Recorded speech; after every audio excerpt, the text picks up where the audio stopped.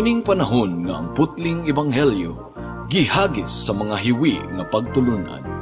Kinahanglan mo barug ang mga tinun-an ni Kristo sa pagpakigbisog sa paglaban sa pagtuo, nga magkausa ug alang sa tanang panahong gihatag sa Dios ngadto sa iyang katawan. Maoy hinungdan nga namugna kining tulumanon ang putling ebanghelyo. 30 minutos nga pagsabwag sa tinuod nga ebanghelyo.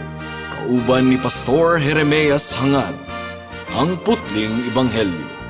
Tulumanon nga gihatod kaninyo sa Herald of Grace Radio Ministries Philippines. Ang putling ebanghelyo.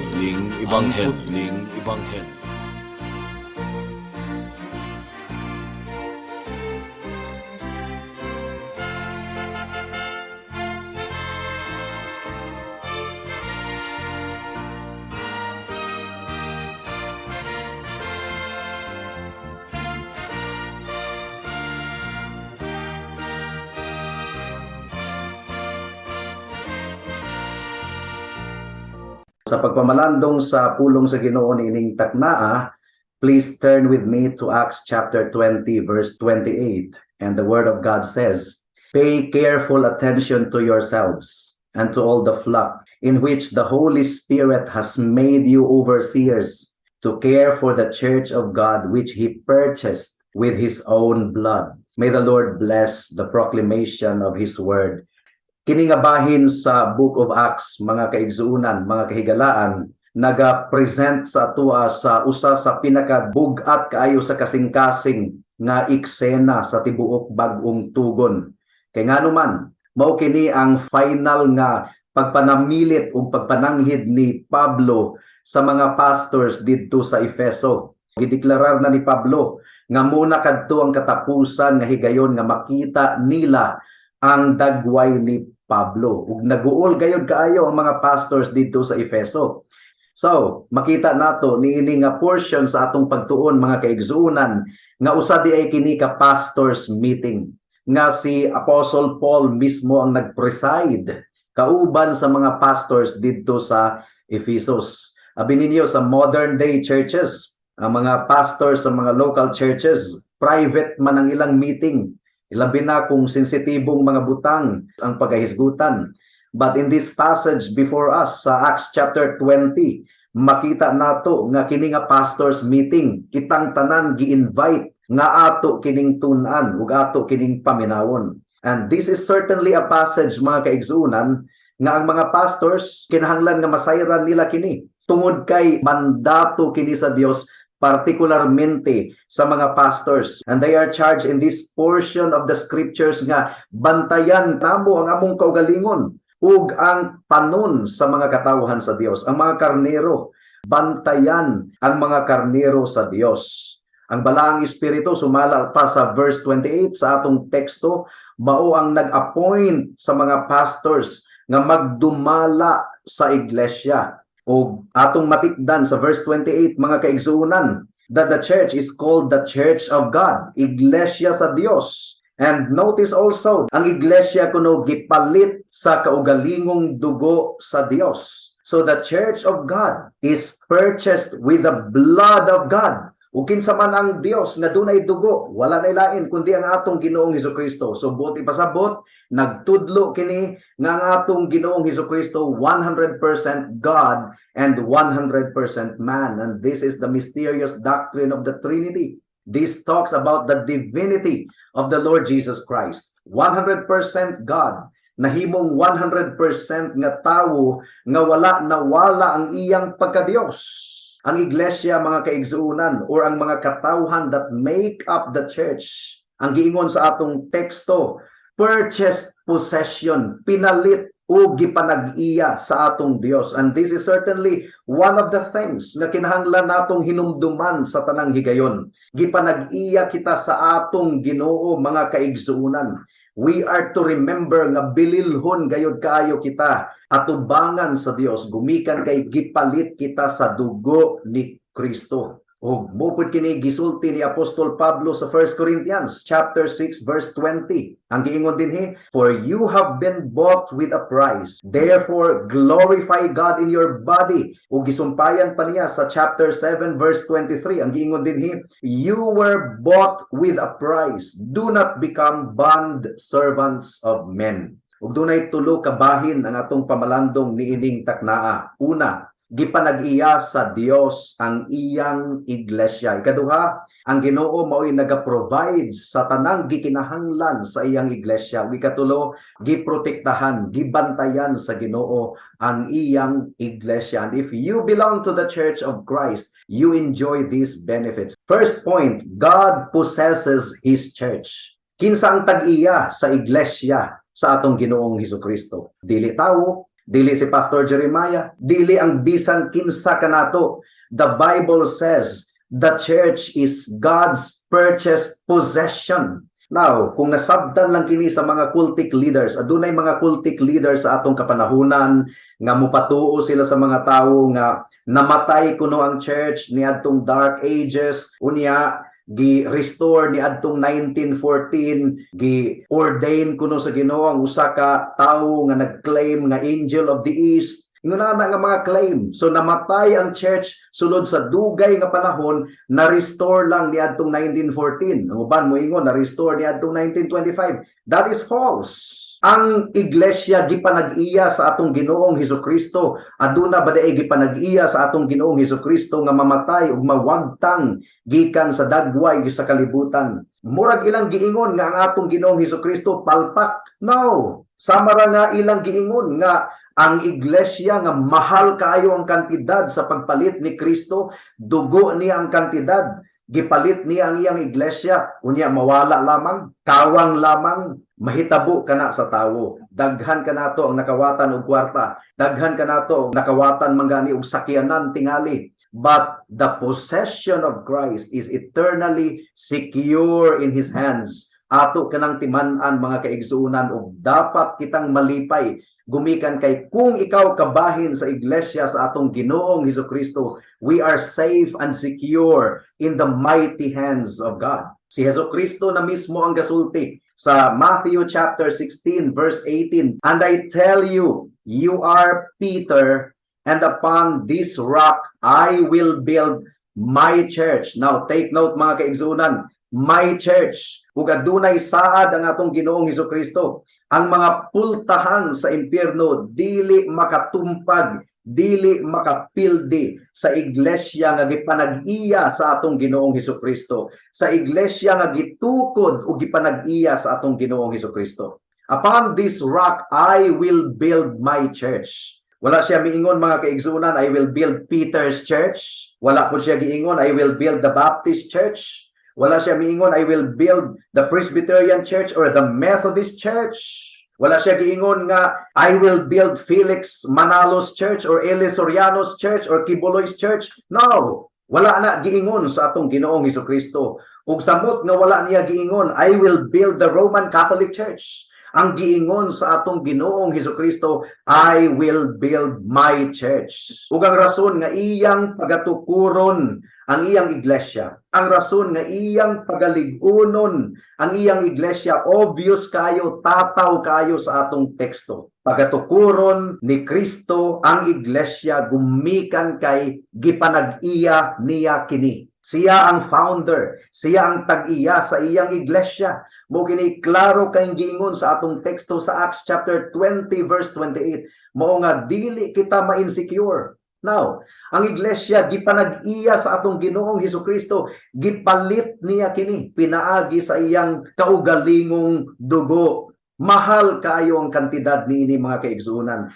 Mahal kayo ang presyo niini. He paid with His blood. Ambot pasabot, gibayran niya pinaagi sa iyang kinabuhi ang iyang iglesia. Because according to the Bible, the life of the flesh is in the blood. Mao nga katungdanan gayod sa mga magwawali nga pahinumduman ang iglesia niining simple pero lalum kaayo nga kamatuoran nga si Kristo ang tag-iya sa iyang iglesia. We are to remember that we belong to Christ. Gipanag-iya kita ni Kristo. We are to remember nga mibayad si Kristo og dako kayong kantidad mga kaigsuonan aron lamang ikaw mapalit ug ako mapalit gikan sa gingharian sa kangitngit, gibalhin ta niya ngadto sa gingharian sa iyang kahayag. Gitubos niya ang iyang mga katawhan by His precious blood. Na unsa may mahitabo kung makalimtan nato kini nga kamatuoran? Unsa may mahitabo kung dili nato kini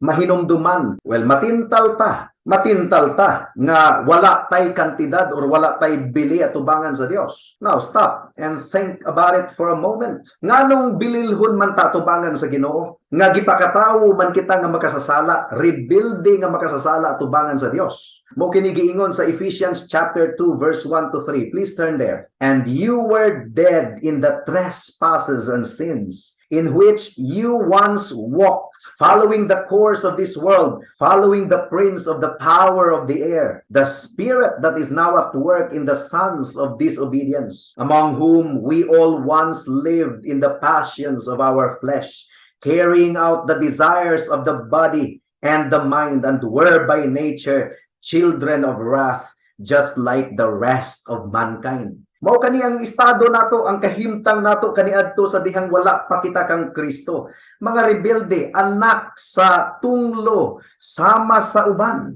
Now, bisan man gani og karon nga Christian na kita, we still fall short of the glory of God. Aduna gihapoy nahabilin nga sala sa atong kasing-kasing, we still fall prey to sin. Ug kung pamalandungan nato, kung kapila na ba kahigayon kita nga nahulog sa pagpakasala bisan pa og mga Kristohano na ta, gipakyas nato ang atong buhi nga Dios. Matintal kita sa pag-isip mga kaigsuonan nga wala tay bili atubangan sa Dios. And of course, si Satanas mulihok dayon. Ilugmok niya ang pagbati sa atong kasing-kasing. Kumbinsihon kita ni Satanas nga failure ta atubangan sa Dios. Hangtod nga itanom ni Satanas sa atong kasing-kasing hunahuna kung Kristohanon bagayon kitang tinuod ug tinuod ba kita nga naluwas.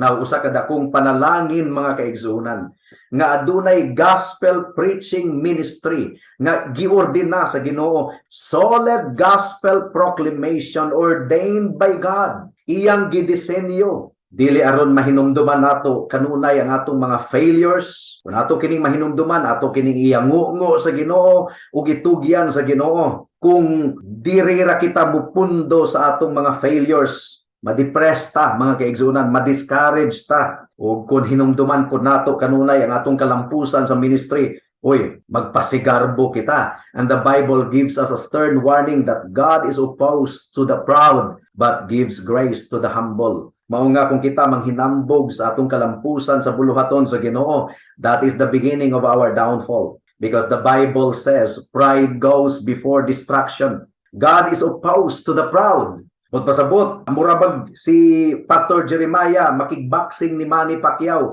There's no point of comparison. There's no competition. Isa lang kasuntok ni Manny Pacquiao na kuyapan na si Pastor Jeremiah. And if God is opposed to us, gumikan kay nang hinambog kita, atong gibayaw ng atong kaugalingon, wa gyud tay dag-anan sa atong buhi nga Dios. God is opposed to the proud, but gives grace to the humble. Now, ang labing maayo mga kaigsuonan, atong pamalandungan kanunay ang kalampusan ni Kristo. Usbon ko, atong pamalandungan kanunay ang kalampusan ni Kristo. Ug ang kalampusan ni Kristo klaro kaayo sa atong teksto. Nagmalampuson siya sa paglukap, pagtubos sa iyang iglesia, pinaagi sa iyang hamili nga dugo. Kung ikaw kabahin sa iglesia sa Ginoo mga kaigsuonan, nagmalampuson si Kristo sa paglukat kanimo ug pagtubos kanimo pinaagi sa iyang hamili nga dugo. He purchased you. He purchased me. Niadtong higayon nga misinggit siya dito sa cross. It is finished. Natapos na ang ipasabot niini. Nabayra na niya ang iyang iglesia. Pinaagi sa iyang hamili nga dugo. Mahal kayo ang kantidad mga kaigsuonan. Hamili nga dugo ni Hesukristo ang kantidad. Kinabuhi niya mismo ang iyang gitugyan dito sa cross sa Kalbaryo. Ug gumikan kay gipalit kita ni Kristo. Ang ipasabot niini, gipanag-iya kita ni Kristo. Si Kristo ang tag-iya kanato. It means nga bililhon kita sa iyang atubangan, dili gumikan kay mga balaan kita ug mga buutan kaayo kita, kitang tanan mga makasasala nga giluwas lamang pinaagi sa iyang grasya. The reason is not in us. We are valuable in the sight of God, not because of our intrinsic value, but because of the price. Mahal kayo nga kantidad nga willing ang atong Ginoong Hesukristo nga iyang gibayad aron lamang tubuson ang iyang mga katawhan. And if He redeemed you, then, sa may giingon sa John chapter 10 verse 28, gipalit ka ni Kristo. Gipalit ko ni Kristo. Gipalit sa mahal kaayong kantidad ang iglesia sa Dios. Unsa may pasabot niini? Pasagdahan lamang sa Ginoo, buhian niya nga mailog ug otro ni Satanas. Is that the case? Unsay giingon sa John chapter 10 verse 28. Please turn there. Please open your Bible. John chapter 10 verse 28. Ang giingon dinhi mga kaigsunan, and I give them eternal life, and they will never perish, and no one will snatch them out of my hand. Dalaygon kayo ang atong buhi nga Dios. No one, not even Satan, will be able to snatch us out of the hand of Christ. Ug gisumpayan pa kini sa verse 29. My Father who has given them to me is greater than all. No one can snatch them out of my Father's hands. So you see, that is the victory.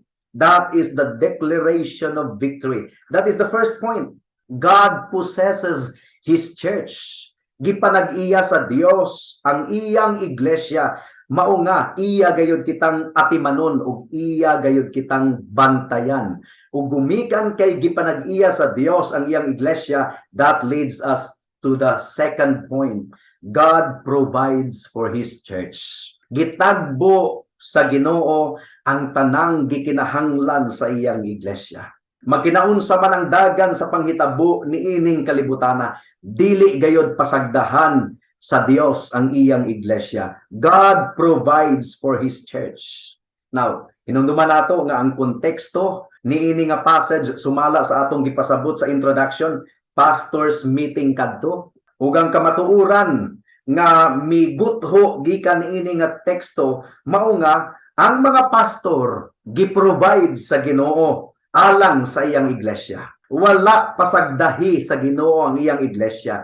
Giprovide niya ang mga pastors aron mahimong matinud-anon nga magtudlo sa pulong sa Ginoo, magsangyaw sa pulong sa Ginoo, mupakaon sa iglesia sa Dios. Now, sa mga mata sa mga tawo, ang mga pastors, tingali ang ilang pagtanaw sa pastor minus kayo. Sa mata sa katilingban, tingali ang ilang pagtanaw sa pastor murag gipili ra na sa congregation. Pero kung atong tanawon ang Acts chapter 20 verse 28, kinsa ang gatakda sa mga pastors? Kinsa ang gatuboy sa mga pastors? Aron mo atiman, mudumala og mupakaon sa iglesia sa atong buhi nga Dios.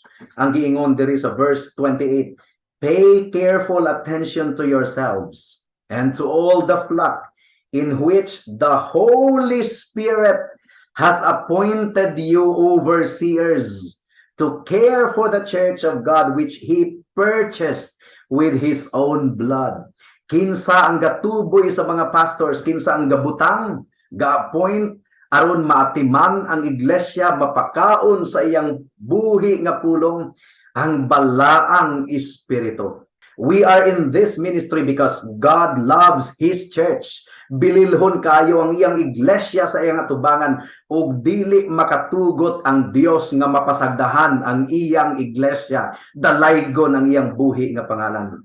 Dili gayud mupakyas ang Dios sa pagpalig-on ug pagpatubo sa iyang iglesia ug paghimo niini nga balaan to be conformed to the image of the Lord Jesus Christ moment by moment, from glory unto glory. Interesado gayud ang Ginoo sa iyang iglesia. Pinaagi sa iyang pag-provide sa gikinahanglanon sa iglesia. Ug sa provision sa Ginoo, iyang gihatag kanato ang iyang pulong. Iyang gihatag kanato ang pastor nga motudlo sa pulong sa Ginoo. Wa gayud pasagdahi sa Ginoo ang iyang buluhaton. In this provision, gihatag sa Ginoo ang tanan natong panginahanglanon alang sa atong espirituhanon nga pagkinabuhi. Nindot gayud kaayo, kahibulungan gayud kaayo ang provision nga gihatag sa Ginoo alang sa iyang iglesia. And certainly, ang gospel proclamation, ang pastor, ang mga Sunday school teachers, parehong children and adult, part ka na, kabahin ka na sa provision sa Ginoo sa iyang iglesia. And by the word of grace, we are drawn closer to our God and Savior through the proclamation of His word. Mao nga interesado gayud ang Ginoo alang sa iyang iglesia by the fact nga iyang gipanag-iya ang iyang iglesia. It belongs to Him. He will build it. Dili gayud niya pasagdahan ang iyang iglesia. Mao nga nag-provide siya og mga katawhan nga mobarog aron motudlo sa pulong sa Ginoo, mumantala sa pulong sa Ginoo Sunday after Sunday aron mabusog ang atong kalag. And such provision enables us to glorify and enjoy Him. Dalaygo ng atong buhi nga Dios. Ikatulo nga punto, mga kaigsuunan, God protects His church. So dunay logical connection, no? Gipanag-iya sa Ginoo ang iyang iglesia, mao nga gitagbo sa Ginoo ang tanang panginahanglanon sa iyang iglesia spiritual, gipadad-an og mga pastor, mga Bible study leaders, mga tagapanguna aron maatiman ang iyang iglesia. Ug ikatulo, gumikan kay gipanag-iya sa Ginoo ang iyang iglesia, iya gayud kining bantayan. The Lord is my shepherd, I shall not want. Ang pamaagi sa pagprotektar sa Ginoo sa iyang iglesia, daghang pamaagi.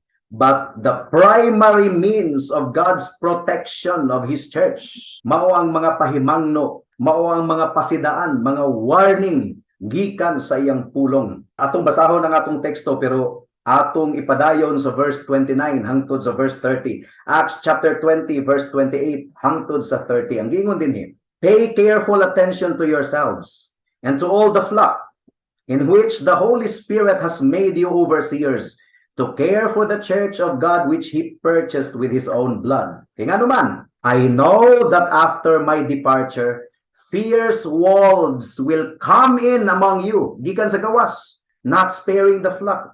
And from among yourselves, your own selves, will arise men speaking twisted things to draw away the disciples after them. Duna di ay mga kaaway nga gipadala si Satanas gikan sa gawas o gikan sa sulod kuno. Mo kini ang warning, mo kini ang pasidaan ni Apostle Paul sa iglesia didto sa Efeso, ug mopod kini ang pasidaan ni Apostol Pablo sa iglesia sa atong panahon karon. Mga kaaway kita kaniadto sa Dios. Nag-alagad kita kang Satanas ug nag-alagad kita sa sala, pero karon pinaagi sa grasya sa Ginoo ang atong loyalty ug allegiance anaa kang Kristo. Pero giila sa atong teksto nga si Satanas mubuhat og mga lakang aron ang atong loyalty sa atong Ginoong Hesukristo mawala. Mao nga adunay mga pagtintal, adunay mga mini nga pagtulunan gikan sa gawas o gikan daw sa sulod, adunay mga mo sulpot nga mga mini nga mga magtutudlo bisan pagikan sa sulod. Delikado gayud kayo. Mao nga miingon si Pablo nga bantayin ninyo ang inyong kaugalingon ug ang iglesia sa Dios nga iyang gipalit sa iyang kaugalingong dugo, diin gibutang kamo sa balang espiritu ingon nga mga tigdumala, mga kaigsuunan. So you see, nahadlo kita nga gikalimtan kini sa mga pastors, dili giseryoso kini nga warning. So may nahitabo sa church karon, Presbyterian churches, Methodist churches, na kaniadto mga conservative kaayo, pero karon unsa man adunay mga Presbyterian churches nga nagpromote og abortion. Adunay mga Presbyterian and Methodist churches nga nagpromote og LGBTQ ideology, nagpromote og mga sala sa atong katilingban karon. Mao nga ang warning sa verse 31, Acts chapter 20 verse 31. Nagkakahitabo nagayod kini. Mao nga ato kining seryosohon, mga kaigsunan. Ang giingon dinhi, therefore be alert, remembering that for 3 years, sulod sa tulo ka tuig kuno, I did not cease night and day to admonish everyone with tears. Grabe ang pahimangno ni Apostol Pablo, inubanan sa mga luha ug paghila. So tataw kaayo sa lingwahe ni Apostle Paul sa verse 31 nga kini nga warning dili kini casual warning nga gihatag lamang niya in passing. No, Bugat kaayo kini nga warning. Adunay panaghilak, adunay panagtulo sa iyang luha samtang iyang gihatag kini nga warning day and night. Ug ato kining paminawon nga pasidaan mga kaigsuonan. Now, aduna kitay benefits sa kasaysayan sa kalibutan. Ang liberalism nga misulpot sa Germany, gi-question ang awtoridad sa Biblia. Nahitabo, mao nga nag-anam-anam og kahulog ngadto sa mga bakak ang mga mainline Protestant churches. Men become attracted to personalities. Grabe ang politics sa sulod sa iglesia. And the pursuit of holiness has become twisted in a way that denies the gospel. Ug sa pagpakabana sa Ginoo alang sa iyang mga katawhan, ang Ginoo nagbutang og mga pastor aron atimanon ug bantayan ang iyang mga katawhan nga iyang gipalit pinaagi sa iyang hamili nga dugo. We are all to watch. We must all take heed. And we must all fortify ourselves in the word of grace. And here again, mga kaigsunan, importante gayud kayo ang expository sermon. Importante gayud kayo. Dili nato is your charge ang pulong sa Ginoo. Ato kining hatagan og taas nga higayon, mao kining highlight sa tanan natong panagtigom mga kaigsunan. Aron dili kita madagit sa mga bakak nga pagtulunan nga gisabwag ni Satanas sa tibuok kalibutan sa tanang panahon. We do not wish to entertain people and we do not wish to hold the truth from people. Bisan pagsakit paminawon kini nga kamatuoran.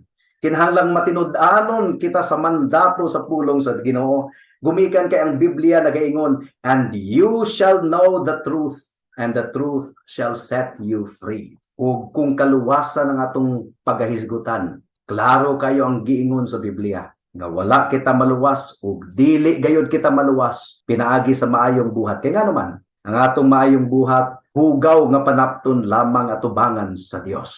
Hugaw nga panapton. Kung gibuutanan kayo ikaw sa imong kasing-kasing, it is because limbungan ng atong kasing-kasing, gibuutanan gayud kayo kita sa atong kagalingon. No.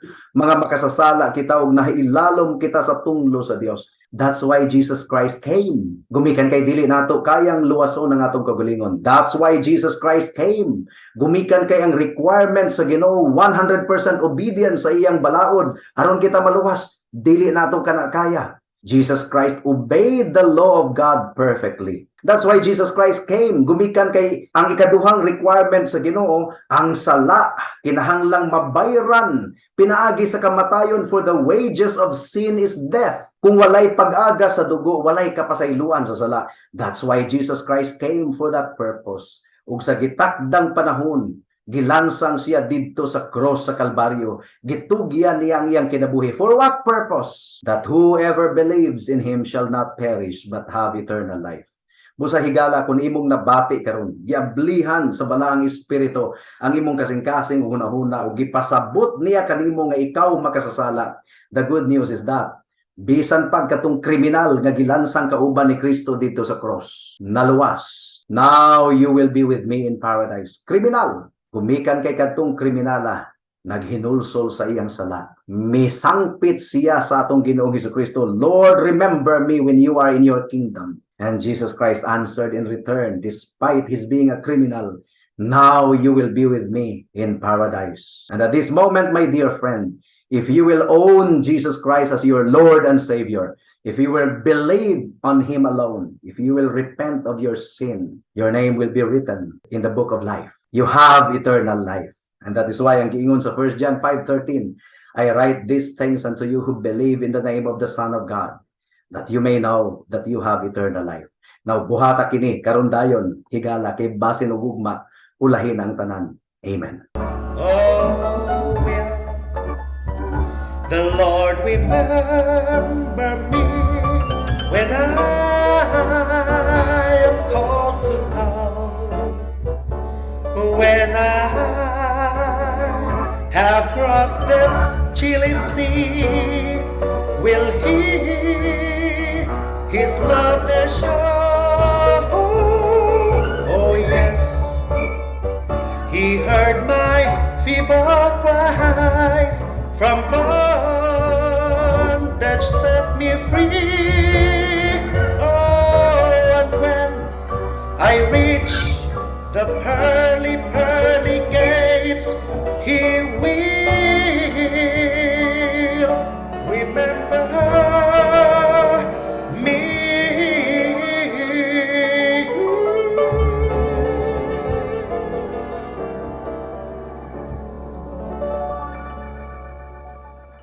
Alang sa dugang nga mga pangutana, mahimong mo text kang Pastor Jeremias hangad sa 0935 744 3030.